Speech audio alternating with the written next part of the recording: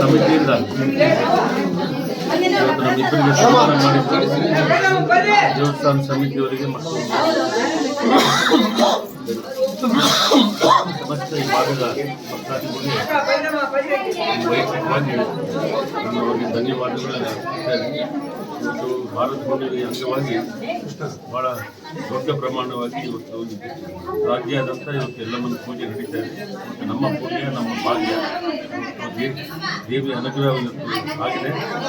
ವಿಶೇಷವಾಗಿ ಎಲ್ಲಮ್ಮನ ದೇವಸ್ಥಾನ ಸಮಿತಿ ಈ ಭಾಗದ ದೊಡ್ಡ ಹಿರಿಯ ವ್ಯಕ್ತಿಗಳು ಎಲ್ಲ ಸೇರಿಕೊಂಡು ಏನು ಈ ಕಾರ್ಯಕ್ರಮ ನೋಡಲಿಕ್ಕೆ ನಾನು ಕಲಿಸಿದ್ದಾರೆ. ಅವರೆಲ್ಲರಿಗೂ ನಾನು ಧನ್ಯವಾದಗಳು ಹೇಳ್ತೀನಿ. ಮತ್ತು ಮುಂದೆ ತಾಯಿ ಯಾವತ್ತೂ ನಮ್ಮ ನಗರಕ್ಕೆ ಮತ್ತು ಭಾಗದ ಜನರ ಮೇಲೆ ಇವತ್ತು ಆಶೀರ್ವಾದ ಇರಲಿ ಅಂತ ಹೇಳ್ತಾ ನಾನು 4 ಮಾತನ್ನು ಮುಗಿಸ್ತೇನೆ. ದೇವಸ್ಥಾನಕ್ಕೆ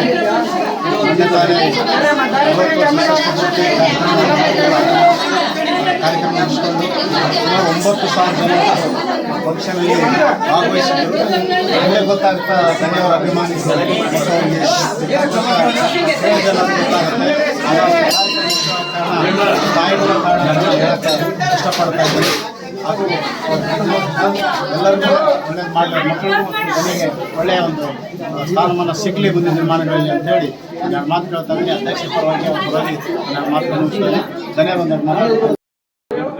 ಇಂದು ರೇಣುಕಾದೇವಿ ಯಲ್ಲಮ್ಮ ದೇವಿ ದೇವಸ್ಥಾನದಲ್ಲಿ ಭಾರತುಣ್ಯ ಜಾತ್ರೆ ಮಹೋತ್ಸವ ಕಾರ್ಯಕ್ರಮ. ಭಾರತುಣ್ಯ ಅಂದರೆ ಅತಿ ಶ್ರೇಷ್ಠವಾದ ಒಂದು ಸೌದತ್ತಿ ಯಲ್ಲಮ್ಮ ಸುಮಾರು 5-6 ಲಕ್ಷ ಜನ ಸೇರ್ತಾರೆ ಎಲ್ಲ ದಿವಸ. ಅದೇ ಥರ ನಮ್ಮ ಗಂಗಾವತಿಯಲ್ಲಿ ಕೂಡ ಯಲ್ಲಮ್ಮ ದೇವಿ ದೇವಸ್ಥಾನಕ್ಕೆ ಪ್ರತಿ ಹುಣ್ಣಿಮೆ ದಿವಸ ಪ್ರಸಾದ ಇರ್ತದೆ. ಈಗ 5 ವರ್ಷದಿಂದ ನಮ್ಮ ಅಧ್ಯಕ್ಷರಾದಂಥ ರಾಮಕ್ಕ ಬಸವರಾಜ್ ಅವರು ಮತ್ತು ನಮ್ಮ ನಿರ್ದೇಶಕರು ಇವರೆಲ್ಲ ಸೇರ್ಕೊಂಡು ಅನ್ನ ಸಂತರ್ಪಣೆ ಕಾರ್ಯಕ್ರಮ ಮಾಡ್ಕೊಂಡು ಬಂದಿದ್ದಾರೆ. ನಮ್ಮ ಅಧ್ಯಕ್ಷರು ಕುಟುಂಬಕ್ಕೂ ಸದಾ ತಾಯಿ ಯಲ್ಲಮ್ಮ ಆಶೀರ್ವಾದ ಮಾಡಲಿ. ಅದರ ಜೊತೆಗೆ ಇಲ್ಲಿ ಸುಮಾರು ಒಂದು 1973ರಿಂದ ಇಲ್ಲಿ ಈ ಸ್ಥಾನದಲ್ಲಿ ಅಮ್ಮ ನೆಲೆಸಿರುತ್ತಾಳೆ. ಇಲ್ಲಿ ಬಂದಂಥ ಭಕ್ತರಿಗೆ ಎಲ್ಲ ರೀತಿಯಿಂದ ಅನುಕೂಲವಾಗಿದೆ, ಒಳ್ಳೆಯದಾಗಿದೆ. ಮಕ್ಕಳವರಿಗೆ ಬಿಸ್ನೆಸ್ ಮಾಡೋರಿಗೆ ಎಲ್ಲ ರೀತಿಯಿಂದ ಇವತ್ತು ಈ ದೇವಸ್ಥಾನದಲ್ಲಿ ಅಮ್ಮನ ಆಶೀರ್ವಾದ ಆಗಿದೆ. ಹಾಗಾಗಿ ಇವತ್ತು ಭಾರತುನಿ ಎಲ್ಲರೂ ಭಾಳ ಮಂದಿ ಸೌದತ್ತಿಗೆ ಹೋಗೋಕ್ಕಾಗಲ್ಲ. ನಮ್ಮಂಥವ್ರಲ್ಲಿ ಇರ್ತಕ್ಕಂಥ ಗಂಗಾವತಿ ಜನ ಸುತ್ತಮುತ್ತ ಇರ್ತಕ್ಕಂಥವ್ರು ಬಂದು ಈ ಪ್ರತಿಭೆಗೆ ಬಂದು ಭಾಗವಹಿಸ್ಕೊಂಡು ಅಮ್ಮನ ಆಶೀರ್ವಾದ ಪಡ್ಕೊಂಡು ಪ್ರಸಾದ ತೊಗೊಂಡು ಹೋಗಬೇಕು. ಎಲ್ಲರಿಗೂ ಒಳ್ಳೆಯದಾಗಲಿ ಅಂತ ಮತ್ತೊಮ್ಮೆ ಬಯಸಿ 2 ಮಾತುಗಳು ಮುಗಿಸ್ತಾನೆ. ಜೈ ಹಿಂದ್, ಜೈ ಯಲ್ಲಮ್ಮ. ವಿಶೇಷವಾಗಿದೆ ಈ ನಮ್ಮ ಪ್ರತಿ ಹುಣ್ಣಿಮೆ ಯಲ್ಲಮ್ಮ ದೇವಸ್ಥಾನದಲ್ಲಿ ಪ್ರತಿ ಹುಣ್ಣಿಮೆಗೆ ಇಲ್ಲಿ ಪ್ರತಿ ಹುಣ್ಣಿಮೆಗೆ ಇಲ್ಲಿ ಪೂಜಾ ಪುನಸ್ಕಾರಗಳು ನಡೀತಾವು. ಪ್ರತಿ ಹುಣ್ಣಿಮೆಗೂ ಇಲ್ಲಿ ಅಧಿಕ ಸಂಖ್ಯೆಯಲ್ಲಿ ಭಕ್ತರು ಬಂದು ದೇವಿಯ ದರ್ಶನ ತೆಗೆದುಕೊಂಡು ಇಲ್ಲಿ ಅನ್ನ ಪ್ರಸಾದವನ್ನು ಮಾಡಿಕೊಂಡು ಹೋಗ್ತಾರೆ. ಇದೇ ರೀತಿಯಾಗಿ ಈ ಒಂದು ಯಲ್ಲಮ್ಮ ದೇವಸ್ಥಾನದಲ್ಲಿ ಪ್ರತಿ ಹುಣ್ಣಿಮೆಗೆ ಇದೇ ರೀತಿ ವಿಜೃಂಭಣೆಯಿಂದ ಇನ್ನು ಮುಂದೆಯೂ ಸಹಿತ ಇದೇ ರೀತಿಯಾಗಿ ಭಕ್ತರು ಬಂದು ಯಲ್ಲಮ್ಮ ದೇವಿ ಆಶೀರ್ವಾದ ಪಡೆದುಕೊಂಡು ಎಲ್ಲ ಅನ್ನ ಸಂತರ್ಪಣೆ ಮಾಡಿಕೊಂಡು ಹೋಗ್ಬೇಕಂದು ನಾನು ಎಲ್ಲರಿಗೆ ಧನ್ಯವಾದಗಳನ್ನು ಹೇಳ್ತೀನಿ. ರೇಣುಕ ಯಲ್ಲಮ್ಮ ದೇವಿ ದೇವಸ್ಥಾನ ಗುಡಿ ಸಂಗನ ಕ್ಯಾಂಪ್ ಗಂಗಾವತಿ ಭರತ ಹುಣ್ಣಿಮೆ ನಿಮಿತ್ತ ಇವತ್ತಿನ ದಿವಸ ಹೆಚ್ಚಿನ ವಿಶೇಷ ಸಂಸ್ಕಾರಗಳು ನಡೆದವು. ಈಗ ಸತತವಾಗಿ 5ನೇ ವರ್ಷ ಭಕ್ತರಿಗೆ ದಾಸೋಹ ವ್ಯವಸ್ಥೆ ನಡೀತಾ ಇದೆ. ಪ್ರತಿ ಹುಣ್ಣಿಮೆ ದಿವಸ 8ನೇ ತಾರೀಕು ಯಲ್ಲಮ್ಮ ಗುಡ್ಡಕ್ಕೆ ಹೋಗೋದು ವಿಶೇಷತೆ ಇದೆ. ಎಲ್ಲರೂ ಆ ದಿವಸ 8ವರೆಗೆ ಹೋಗೋ ಭಕ್ತಾದಿಗಳು 8ವರೆಗೆ ಇಲ್ಲಿಂದ ಅಮ್ಮನ ಗುಡಿಯಿಂದ ಬಿಡ್ತೀವಿ ಬರಬೇಕಾಗಿದೆ. ಪ್ರಸಾದ ಸೇವೆಯನ್ನು ಬಸವರಾಜಪ್ಪ ರಾಮತಾಳ್ ಕುಟುಂಬದವರು ಮತ್ತು ಜಿ ಕೃಷ್ಣಪ್ಪ ರಾಮಲಿಂಗಪ್ಪ ಕುಟುಂಬದವರಿಂದ ಇವತ್ತಿನ ಹುಣ್ಣಿಮೆ ಕಾರ್ಯಕ್ರಮ ನಡೆದಿದೆ. ಮುಂದಿನ ಹುಣ್ಣಿಮೆಗೆ ವಿರೂಪಾಕ್ಷಪ್ಪ ಮುಷ್ಟಿ ಸಹೋದರರು ಅವರು ಒಪ್ಪಿರ್ತಾರೆ. ಈ ಭಕ್ತರಿಂದ ಈ ದಾಸೋಹ ನಡೀತಾ ಇದೆ. ಈ ದಿನ ಭಾಳ ವಿಶೇಷವಾದ ದಿನ. ದುರ್ಗಾದೇವಿ ತಾಯಿ ಮಾತೆ ರೇಣುಕ ಯಲ್ಲಮ್ಮ ತಾಯಿ ಒಂದು ಅಪ್ಪ ಈ ಒಂದು ರೇಣುಕ ಯಲ್ಲಮ್ಮ ಗುಡಿಯಲ್ಲಿ ಸತತವಾಗಿ 5 ವರ್ಷದಿಂದ ಅನ್ನ ಸಂತರ್ಪಣೆ ಮತ್ತು ಪ್ರಸಾದ ಎಲ್ಲ ರೀತಿಯಿಂದ ನಡೀತಿದೆ. ಭಕ್ತಾದಿಗಳು ಸಾಕಷ್ಟು ರೀತಿಯಲ್ಲಿ ಬಂದಿದ್ದಾರೆ. ಇದನ್ನು ಒಂದು ಅಚ್ಚುಕಟ್ಟಾಗಿ ಮಾಡಿರ್ತಕ್ಕಂಥ ನಮ್ಮ ರಾಮತಾಳ್ ಬಸವರಾಜಪ್ಪನ ಅಧ್ಯಕ್ಷತೆಯಲ್ಲಿ ಹಾಗೂ ಅವರ ಇತರ ಗೆಳೆಯರ ಜೊತೆಗೆ ಅದ್ಭುತವಾಗಿ ಈ ಒಂದು ಕಾರ್ಯಕ್ರಮ ಪ್ರತಿ ಹುಣ್ಣಿಗೆ ನಡೀತಾ ಇದೆ. ಮತ್ತು ಆ ದೇವಿಯ ಒಂದು ಆಶೀರ್ವಾದ ನಮ್ಮೆಲ್ಲರ ಮೇಲೆ ಇರಲಿ. ಮತ್ತು ಆ ತಾಯಿಯು ನಮ್ಮ ಗಂಗಾವತಿ ನಾಡಿಗೆ ಸಕಲ ರೀತಿಯಿಂದ ಆಶೀರ್ವಾದ ಮಾಡಿ ಮತ್ತು ಹೆಚ್ಚಿನ ರೀತಿಯಲ್ಲಿ ಜನರು ಇನ್ನೂ ಹೆಚ್ಚಿನ ರೀತಿಯಲ್ಲಿ ಆರೋಗ್ಯ ಭಾಗ್ಯ ರೀತಿ ಕೊಡಲಿ ಅಮ್ಮಗ ಮತ್ತು ಊಟದ ವ್ಯವಸ್ಥೆಯನ್ನು ಮಾಡಿದ್ದಾರೆ, ಪ್ರಸಾದವನ್ನು ಮಾಡಿದ್ದಾರೆ. ನಮ್ಮ ನಾಲ್ಕನಾಡು ಬಸವರಾಜಪ್ಪನವರು ಇದು ಒಂದು 5 ವರ್ಷದಿಂದ ಚರಣ ಗೆದ್ದಿಲ್ಲ, ಇದು ಹೀಗೆ ಮುಂದುವರಿಬೇಕು. ಅದಕ್ಕೆಲ್ಲ ನಾವು ಮತ್ತು ಈ ದಿನ ಬಿ ಕೃಷ್ಣಪ್ಪ ಮತ್ತು ರಾಮಲಿಂಗಪ್ಪನವರ ಒಂದು ಅನ್ನ ಸಂತರ್ಪಣೆ ಆಗಿದೆ ಮತ್ತು ಇದಕ್ಕೆಲ್ಲ ನಾವೆಲ್ಲ ತುಂಬ ಧನ್ಯವಾದಗಳು ಅವರಿಗೆ. ಮತ್ತು ಇದೇ ರೀತಿ ನಾವೆಲ್ಲರೂ ಕೂಡಿಕೊಂಡು ಇನ್ನು ಎಲ್ಲ ಗೆಳೆಯರು ಕೂಡಿಕೊಂಡು ಒಕ್ಕಟ್ಟಾಗಿ ಈ ಒಂದು ಅಮ್ಮನ ಒಂದು ಸೇವೆ ಮಾಡಲಿಕ್ಕೆ ನಾವು ಅಣಿಯಾಗೋಣ ಅಂತಕ್ಕಂಥ ಭಾವನೆಯನ್ನು ವ್ಯಕ್ತಪಡಿಸಿ ಈ ಒಂದು ಜೈ ಹಿಂದ್ ಜೈ ಕರ್ನಾಟಕ.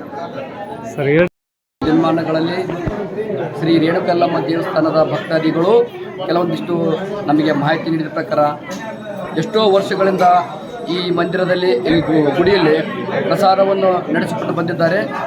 ಆ ಪ್ರಸಾದವನ್ನು ಅಚ್ಚುಕಟ್ಟಾಗಿ ನೆರವೇರೋದ್ರಿಂದ ಮತ್ತು ಭಕ್ತಾದಿಗಳಿಗೆ ಅದು ಸಂತೃಪ್ತಿ ಆಗಿದ್ದರಿಂದ ಪ್ರತಿಯೊಬ್ಬರು ಈ ರೇಣುಕಲ್ಲಮ್ಮನ ಗುಡಿಯ ಒಂದು ಪ್ರಸಾದವನ್ನು ಸ್ವೀಕರಿಸಿ ನೆನೆಯುತ್ತಾ ಅವರು ತಾವು ತೆರಳುತ್ತಿದ್ದರಿಂದ ನಮಗೆ ಭಾಳ ಸಂತೋಷವಾಗಿದೆ. ಇನ್ನು ಮುಂದೆ ಯಾರಾದರೂ ಭಕ್ತಾದಿಗಳು ಕೂಡ ತಾವೇನಾದರೂ ಒಂದು ಅದನ್ನ ಆಸೆ ಈಡೇರಿಸ್ಕೋಬೇಕಂತಂದರೆ ತಾವು ಬರಬೇಕು. ಮತ್ತು ಈಗಿನ ಆಡಳಿತ ಮಂಡಳಿ ಕೂಡ ಅತಿ ಅಚ್ಚುಕಟ್ಟಾಗಿ ನಡೀತಾ ಇದೆ. ಮತ್ತು ಯಾರಾದರೂ ತಮಗೆ ಏನಾದರೂ ದೇಣಿಗೆ ಸಲಹೆ ಸಹಕಾರ ಅಂತ ಅನ್ನೋದೇನಿಲ್ಲ, ತಮಗೆ ಏನು ಅನಿಸುತ್ತೆ ಈ ಗುಡಿಯಿಂದ ಕಾರ್ಯವೈಖರಿ ಕೂಡ ಇಂಥವಾಗಬೇಕು ಇಂಥವಿಲ್ಲ ಅನ್ನೋದೇನಿರ್ತಪ್ಪಾರ ಖಂಡಿತವಾಗೂ ತಿಳಿಸಿರಿ. ಮತ್ತು ನಮ್ಮನ್ನೆಲ್ಲ ಇವತ್ತು ಬೆಳಕಿರ್ತಕ್ಕಂಥ ಇವತ್ತು ಪತ್ರಕರ್ತರಾಗಿರ್ಬೋದು ಅಥವಾ ಮಾಧ್ಯಮದವರಾಗಿರ್ಬೋದು ಮತ್ತು ನಮಗಿಂತ ಹಿರಿಯರಾಗಿರ್ಬೋದು ಈ ಗುಡಿಯವರಾಗಿರ್ಬೋದು ಪ್ರತಿಯೊಬ್ಬರು ಎಲ್ಲರೂ ಈ ಒಂದು ಕಾರ್ಯಕ್ಕೆ ಸಹಕಾರ ನೀಡಿದ್ರಿಂದ ಇದು ದಿನೇ ದಿನೇ ಅನ್ನೋದಂತಲ್ಲ, ತಿಂಗಳ ಕೂಡ ವರ್ಷ ಕೂಡ ಹೀಗೆ ಜಾಸ್ತಿ ಆಗುತ್ತೆ ಹೋಗಿ ಪ್ರತಿ ಹುಣ್ಣಿಮೆಗೆ ನಡೀತಕ್ಕಂಥ ಪ್ರಸಾದ ಕೂಡ ಮುಂದೆ ಬರ್ತಾ ವಾರಕ್ಕೆ ನಡೀತಕ್ಕಂಥದ್ದು ಪ್ರಸಾದ ಮುಂದೆ ದಿನಪ್ರತಿಯಾಗಿ ಈ ರೇಣುಕಲ್ಲಮ್ಮನ ಕೀರ್ತಿ ಅಖಂಡವಾಗಿ ಆ ಸ್ವರ್ಗಕ್ಕೆ ಮುಟ್ಟಂತೆ ತಮ್ಮಲ್ಲಿ ತಿಳಿಸುತ್ತೇನೆ. ಶ್ರೀ ರೇಣುಕಾದೇವಿ ಯಲ್ಲಮ್ಮನ ಕೃಪಾಶೀರ್ವಾದದಿಂದ ಇಂದಿನ ಭಾರತ ಹುಣ್ಣಿಮೆ ಒಳ್ಳೆ ಭವ್ಯವಾಗಿ ನೆರವೇರಿದೆ.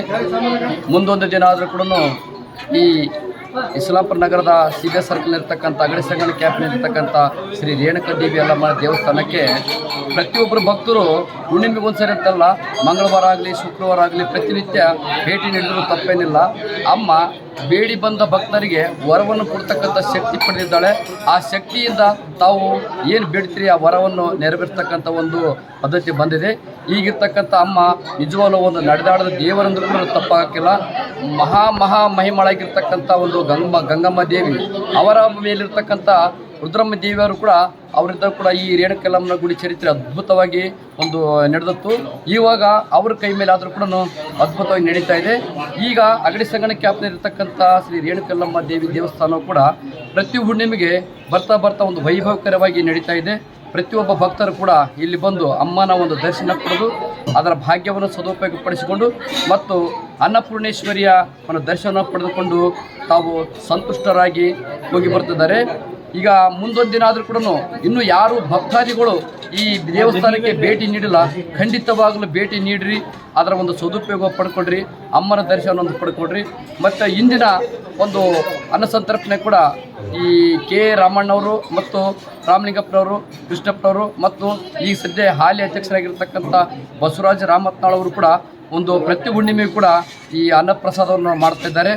ತಾವು ಕೂಡ ಯಾರಾದರೂ ಅನ್ನಪ್ರಸಾದವನ್ನು ಮಾಡಿಸ್ಬೇಕಂತ ಇಚ್ಛೆ ಉಳ್ಳವರು ಕಮಿಟಿಗೆ ತಿಳಿಸಿ ಈ ಒಂದು ಪ್ರತಿ ತಿಂಗಳು ಹುಣ್ಣಿಮೆಗೊಂದು ಅನ್ನ ಸಂತರ್ಪಣೆ ನೀಡಿ ತಮ್ಮ ಭಾಗ್ಯವನ್ನು ದೊಡ್ಡದು ಮಾಡಿಕೊಳ್ಳಬೇಕೆಂದು ತಮ್ಮಲ್ಲಿ ಕಳಕಳಿಯಿಂದ ಕೇಳಿಕೊಳ್ಳುತ್ತೇನೆ. ಮತ್ತು ಅದೇ ರೀತಿಯಾಗಿ ಈ ದೇವಸ್ಥಾನದಲ್ಲಿ ಅತಿ ಹೆಚ್ಚು ಅಭಿವೃದ್ಧಿಯಾಗತಕ್ಕಂಥ ಕೆಲಸಗಳು ಉಳಿದಿದ್ದಾವೆ. ಭಕ್ತಾದಿಗಳು ತಾವೇನಾದರೂ ಕೊಡುವುದಿದ್ದರೆ ಅಥವಾ ಸಲಹೆ ತಿಳಿಸುವುದಿದ್ದರೆ ಕಮಿಟಿಯವರಿಗೆ ತಿಳಿಸಿ ಅದನ್ನು ಮುಂದಿನ ಹುಣ್ಣಿಮೆಗೆ ಸರಿಪಡಿಸಿ ತಮಗೆ ಸುಗಮವಾಗಿ ದರ್ಶನಕ್ಕಾಗಲಿ ಅಥವಾ ಮುನ್ನೊಂದು ಯಾವುದಾದ್ರು ಕೆಲಸ ಕಾರ್ಯಕ್ಕೆ ಅಡ್ಡಿಯಾಗಲಿ ಮಾಡಿದ್ರಿಂದ ನಾವು ಸರಿಪಡಿಸುತ್ತೇವೆ. ಇನ್ನು ಹೆಚ್ಚಿನದಾಗಿ ಹೇಳಬೇಕಂದ್ರೆ ಸಾಕಷ್ಟು ಈ ಗುಡಿದು ಮತ್ತು ಚರಿತ್ರೆ ಭಾಳ ಇದೆ.